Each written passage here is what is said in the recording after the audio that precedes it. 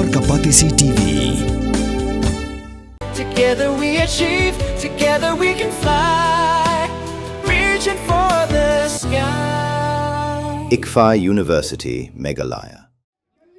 MLA ka North Shnong constituency wa Adelbert Nongrom kung Nongshong Shnong ubudan ka Jingsngewkhia ulalait bania shimenta ka jinglang patba pala pelong da ka Nyotrap Youth Council hak arpulai terik unaitung arja penriu hakmat ka yeng dorbar thawan barim hakan dailan kum ka Jingsngewkhia ya ka jiki kisamlah kari ha jantar mantar New Delhi pala pelong da ka cockroach Janta Party ban persya ya ka jinglai tu ki jingkeli ka examen need UG ha ka jing ekran begilap thai kubor uba Adelbert ulaong ba ka jing shimenta ha ka jingalang kalong ban penram ki bria ki badan kti ban pelat tu ya ki jingkeli ka examen need bat ban penram jor ya ki pulit ka Delhi ki ba penat kam da ka bor persya ya ki samlah pulih Ngawan Jingsngewkhia ngai tak mun ni ham tam borowo ngawan for concerned citizen obron bajikitli namta iki jolong juma ham tam iki issue bakta ya ka lawai jom pun sama jumi nama sin don shu ka jingsada mano patin karna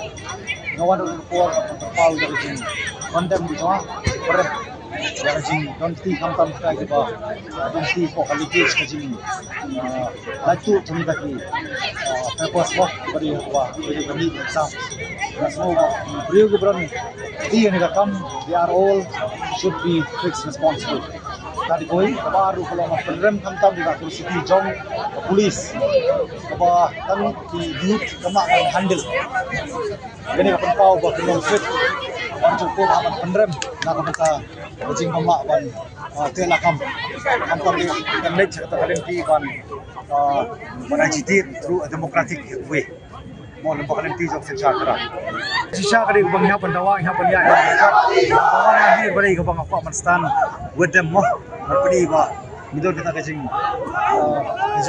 midor ringkat parti akan ni kajing yaki joki dawa kabalong kabasong hok songnya. Mornings are always busy. Everything feels fast. I hear mom shouting and I'm trying not to be late. Outside, Shnong is already awake. Cars move slowly, horns are loud. It feels like everyone is in a hurry. Then the STEMS bus comes in, bright and yellow, always on time. The caretaker waves and I feel okay. Inside, we laugh and sing. We share snacks, we help each other with homework. It feels nice. My parents know I'm safe through the STEMS app on mom's phone. Because this bus isn't just a ride. It takes us to school with friends and a little bit of hope. This is STEMS, our ride, our future.